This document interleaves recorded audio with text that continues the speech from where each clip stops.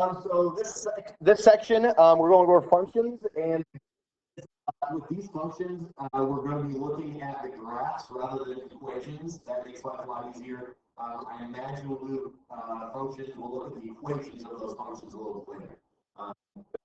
We're just looking at the graph, which does simplify a lot. So this first example in A, we're looking at this graph g of x. And this is why, remember when they say f of x, a lot of students say, well, why don't they just say y is equal to? Well, this is one of the reasons. We only have one graph at the time, but when I say g of x, we're talking about that specific graph.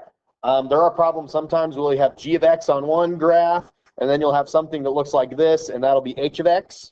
And so this way you can tell which graph they're talking about.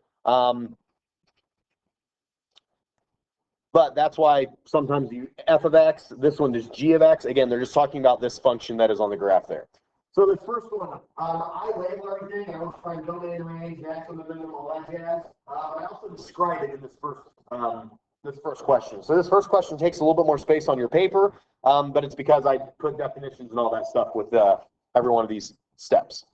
So number one, what is the domain of this function? Now the domain is all the x values. There's a couple different ways to write this, and there's a couple different ways to see this. But we're going to write it in an interval, so we're going to have something like x is greater than or equal to 3 or something like that. So that's what we're going to write here in a second. I'll show you how to do that. But the first thing, the domain is all the x values, and it's all the x values that are covered by the graph.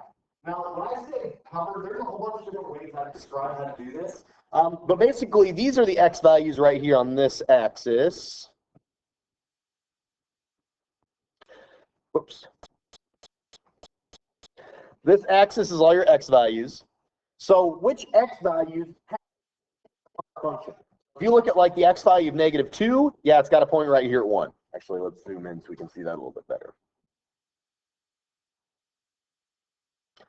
So -2 has a point here, +2 has a point, -4 has a point, 6 has a point, 5 has a point. So how many x's have points that are on the graph? Well, the thing is, if you just say -5, -4, -3, -2, -1, 0, 1, 2, 3, 4, 5, 6, you're missing all these variables in the middle. What about 3.5? What about 3.75? What about 3.1286794? So you need to include all those, but also make sure you know when to start and when to stop, because it's not all the numbers. It's not all the real numbers. Everything lower than -5, our graph isn't over here. Everything bigger than 7, then we don't have any graph over here. So it's everywhere between -5 and +7. Our graph is everything, and our x values are everything between -5 and 7. I described this in several different ways how to find this. One of the visuals I talked about is if you take two 2x4s and just take your graph and switch it right to the x-axis, it would just be a flat line. It would look. That's one way you can look at it. There's a couple other ones, but I think the easiest way, I know I said the word covered, that's kind of a vague term, but I think that's a good way to look at it. When I say covered, I mean that has a point that's on our function. Maybe I should change it to cover, from cover to has a point on the function.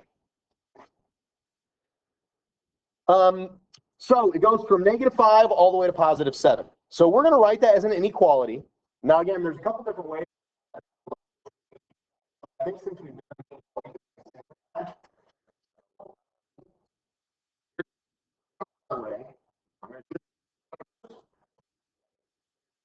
on the left, put your highest number on. Your x goes right in the middle, and put your inequalities, and they just both point to the left. Now, what that means, just so you remember, this one kind of an opposite direction, says -5 is less than or equal to x, but really what it's saying is x is greater than or equal to -5. That's what it's backwards. And x is less than or equal to 7. So everything is in between. X is everything bigger than -5, and it's everything less than 7. So that's what that means. X is everything bigger than -5 and everything less than. So the hard way to do is actually think about that. So think about every step. Think about, okay, so if x is greater than or equal to -5, and also x is less than or equal to 7, and then trying to put it in this inequality. I think it's easier just to remember, put your lowest number on the left, your highest number on the right, your x goes right in the middle, and then just put both of your inequalities where they face left. And they're always going to be equal to for our purposes today.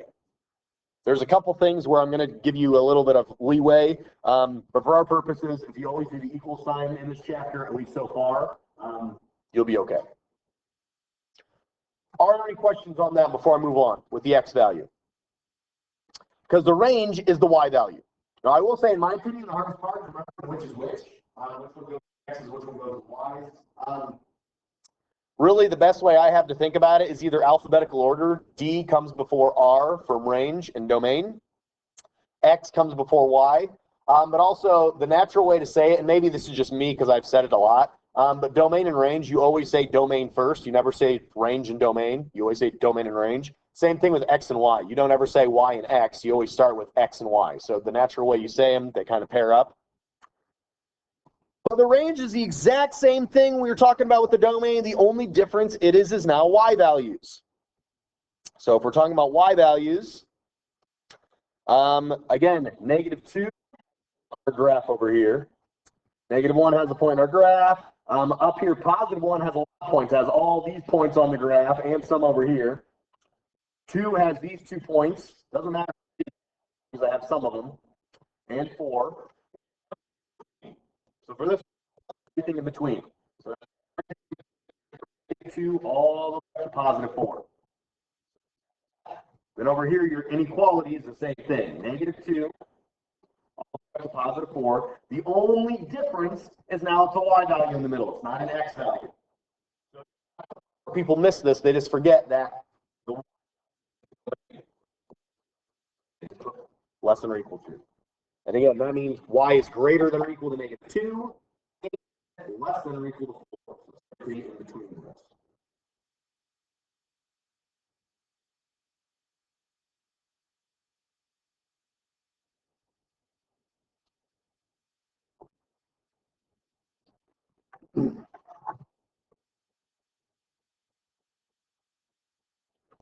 Any questions on domain and range? Done already?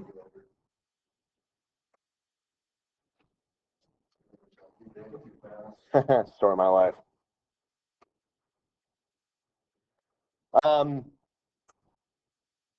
So now we're going to go to the maximum and minimum. And there's something called local maximum and local minimum. And we'll talk about that a little bit before. And the person taught before me had that on every one of these sections. I'm not going to have you guys, I'm going to talk about it, but I'm not going to make you guys know that. It's not anything difficult, but I think it gets a little with local maximum minimum and actual maximum minimum. So the maximum minimum, don't make this harder than it is. It's just the highest and the lowest point. The maximum is the highest, the minimum is the lowest. So when I say the highest and lowest point, if it helps you, I genuinely mean, when I say high and low, I mean on the y value. So your lowest point is the lowest point on your y value. So my lowest point's way down here, over here at D. And your highest point is the highest point of your y value is over here at C. So my lowest point is -2. My highest point is 4. That's all you have to put. Your minimum, -2. Your maximum, 4. Too bad. Now again, we've had it before, and I don't know if we'll get to this at all, but I've had it in different classes where I have to teach them how to do it, not by looking at the graph, by looking at a formula, or graphing it first, like we have to graph a quadratic, then say the maximum, minimum.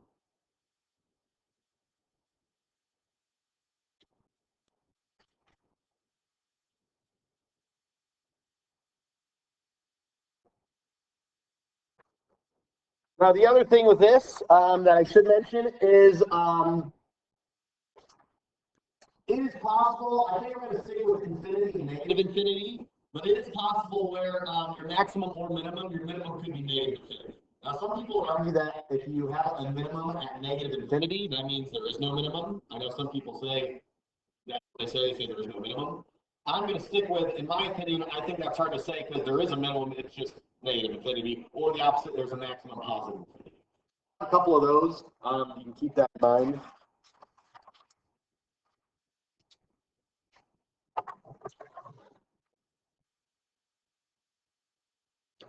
Okay, So the next one, and again, I honestly don't think this is like the end of the world at all, and I know some people struggle with this.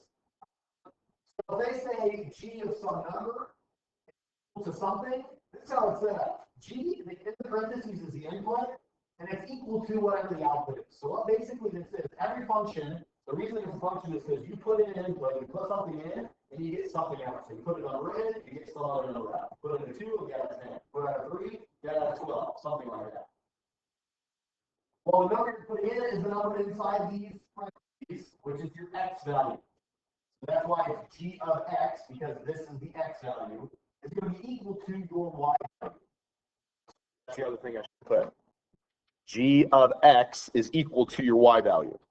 So, again, don't make this harder than it is. All that means is you just take that x value, -2, you go up to your graph, and you see what the y value is at -2. So at -2, my graph is right here, my function, and that's up at +1, so -2 is +1.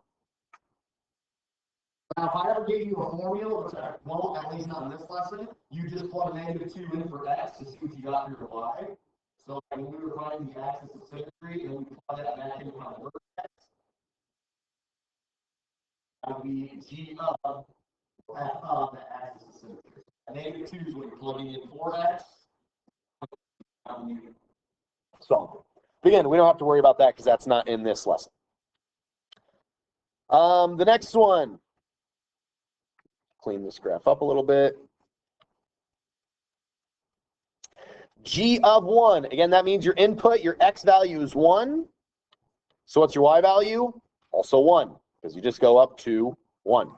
Go up to where your function is. G of 4. Go over to 4. Your y value is way up here at 4 as well. So that's 4. And G of 6 is right here at 0.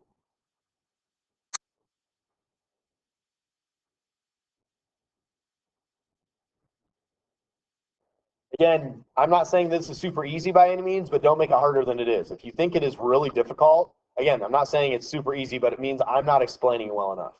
Maybe that's a good way to say it. I'm not saying that this is like just the easiest thing ever, but you guys are all smart enough to get this. So if you're confused, it's because I'm not doing a good enough job. It has nothing to do with you.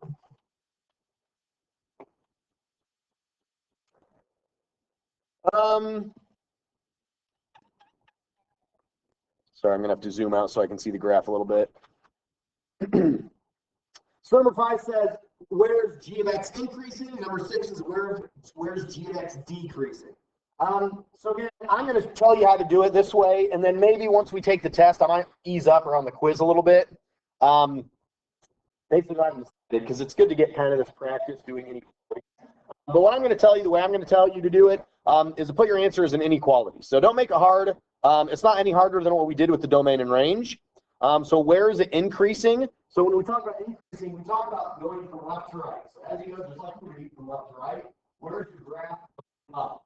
So right here, it's not going up and staying the same. Right here, it starts going up. So that's where it's increasing between B and C. So we're talking about the x values, where it goes up and down the x values. So if it's between B and C, that means it's in between 1 and 4. Well, just like the last time, if it's in between 1 and 4, you put 1 and 4 on the right, put your x in the middle, your inequalities go to the left. That means x is in between 1 and 4. Make sure you're pointing those inequalities or else it does not do that.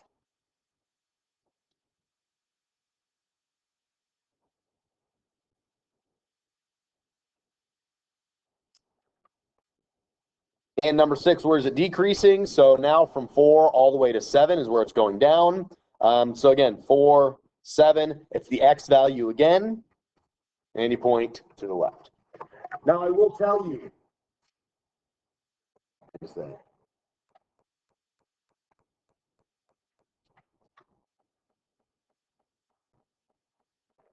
I'm going to say, if in doubt, do the x values, but I guess the minimum and maximum y values in the range, so maybe we're about 50-50.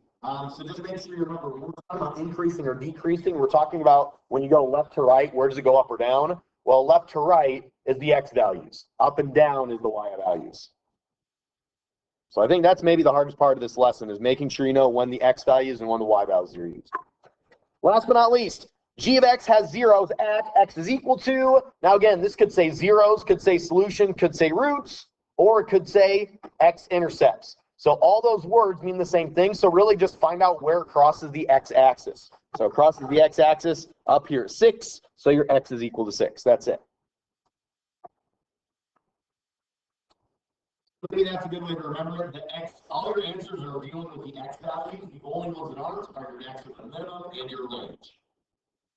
Maximum, min, and range. And again, max, min, I hope it's easy to remember because maximum is the highest. So that's y value is high or low. Maximum, minimum, and range.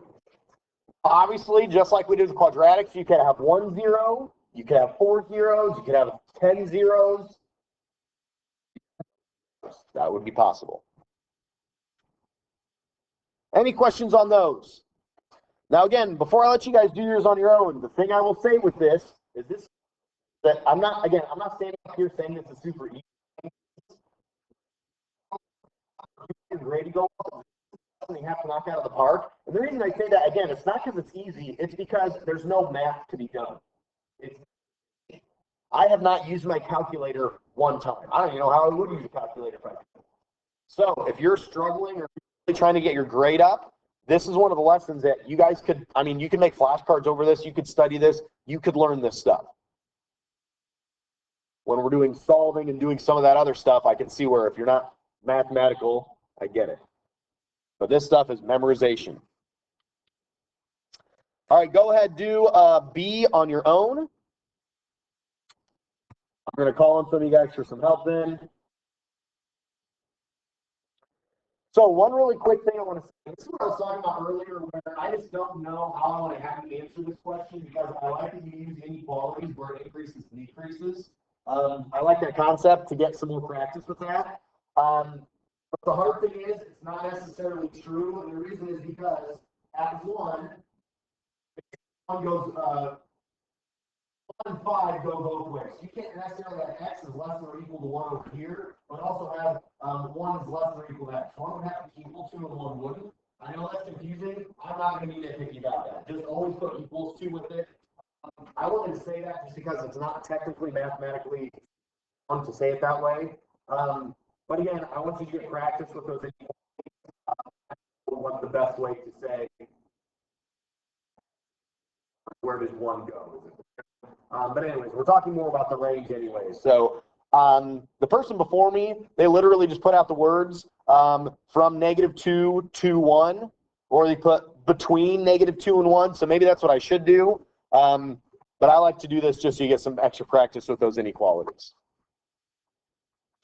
No, you're my first hour class, so I'll say this. I'll just go with this. I'm going to put it up that way. On a test or a quiz, if you put between -2 and 1, or if you put from -2 to 1 and from 5 to 8, or between -2 and 1 and between 5 and 8, if you want to put those words, I'll count you correct. I'm going to stick with that. Again, it's hard because it's not mathematically sound, so I feel kind of bad. But I like that practice. All right, so the only other one we're going to go through, or the only other type, is where instead of having exact lines, we have some curves that we have to deal with. I will tell you really right now already, I'll try really hard to make them nice even numbers and not decimals. If they are decimals, just do your best to get a rough estimation. I very, very rarely will say, well, you put 3.8 and it's actually 3.7. So if there are decimals where it's kind of in between, it's going to be a little bit different. Or just guess, do an estimate, but I'm going to try really hard to make it not like that. So one of the hard parts about this one is the domain and range. So the domain is the x values. So if you don't have something, I know this right here looks like it's, let me change color so you can actually see it. Oh my gosh. I know this looks like it starts going and it'll start going straight, so it doesn't keep going forever and ever. But unless you actually have a function where it does start going straight down, it won't be like that. So I know it looks like it is very steep, but it will always forever keep going this way and this way and this way and this way, and it'll always go that way to negative infinity. So your domain and range for this one, So my domain goes from negative infinity on the left-hand side, x less than or equal to, and it doesn't stop until it gets to positive infinity. Now that's one way to write it. The other way to write it is if you put all real numbers, because that's a little bit easier, or you can put all real numbers. The symbol for that is a capital R with 2 downward strokes. So if you just do a capital R with 2 strokes like that, I just put all real numbers, I'll be honest. But this is kind of nice method, and it's not super orthodox, but it's kind of nice because it's the same thing you always do. You put your smallest one, your highest one on the right, then you put your x in the middle, so on and so forth. So I don't care which one of those methods you use. Now for the range, and this is where it gets a little bit hairy again, depends on how you want to do it. I'm teachers that wouldn't accept this, and maybe next year I'll be a little bit more of a grumpy old teacher, not accept this. But now when we're talking about the y values, these arrows go on forever and ever, so it goes down to negative infinity. So if you put negative infinity, y, positive infinity, because it goes up to 1, it does a little loop-de-loop, back down to negative infinity. So the highest this goes is positive 1. So if you want to put it this way, negative infinity to positive 1, you can. That's totally fine. For and the way most people will do it is they'll just say, my y is less than or equal to 1. You don't actually need that infinity. So what's your range? It's saying that my y values are everything smaller than 1. So that includes negative infinity. It starts right here, 1, everything down to 1.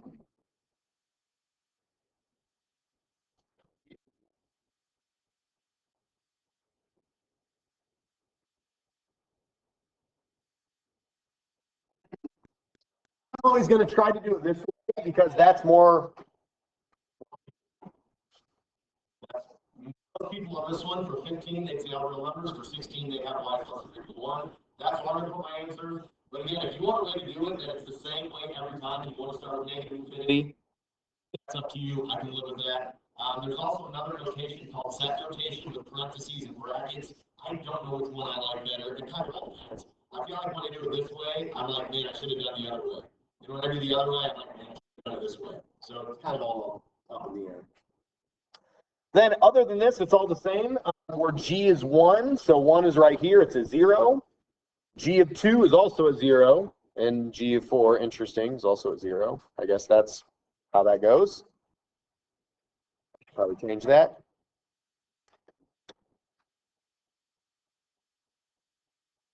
Whatever. Minimum and maximum. So the minimum for this one, now be careful, it's not this right here. That's not the minimum. The minimum is the lowest your graph ever is. Well, for me, the lowest my graph is over here, and over here where it goes to negative infinity.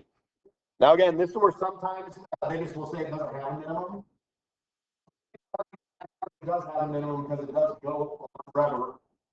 That's pretty small. And then the maximum of this one is positive 1. It happens twice where it gets up there. Doesn't matter. That's the highest it is going to get.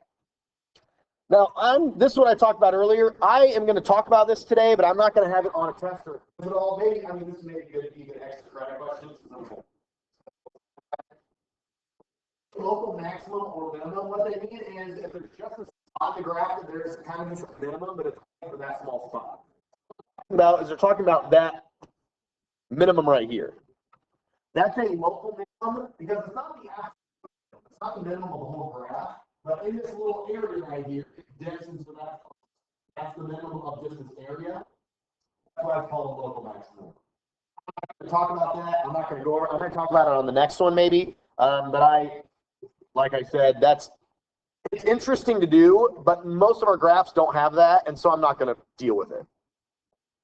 The person that made notes that I am using that taught before me, they didn't have any graphs with local maximum and minimum except for one, and I'm not going to do that. If I only have one, then it's not that important. So I tried to do you a little bit more of a favor, and honestly, I made this one a little bit more where I didn't use less than or equal signs for all of them, so I don't actually, again, I'm sure that could be wrong, and someone could argue I did it wrong, but at least it's a little bit more mathematically sound. This says circle what intervals are increasing. box what intervals are decreasing. So x is less than or equal to 1.4. So 1.4 is just an estimation.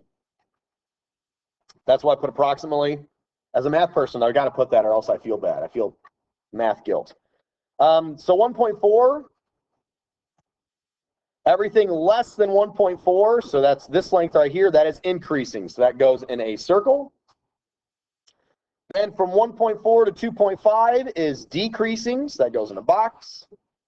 Then 2.5 to 3.6 is increasing again. And then that 3.6 to negative infinity is decreasing. 3.6 to positive infinity, because it goes this way to positive.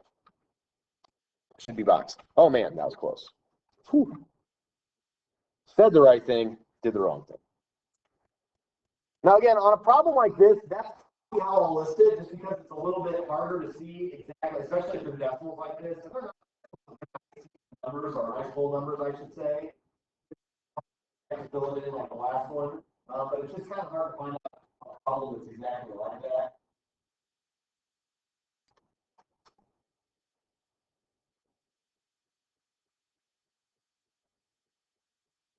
That's funny. Forgot to take this out. That's part of this one. That's the ones we boxed. Then what are the zeros? Again, we kind of found some of the zeros from number 17, but 1, 2, 3, and 4 are all places that it crosses the x-axis. Those are all zeros.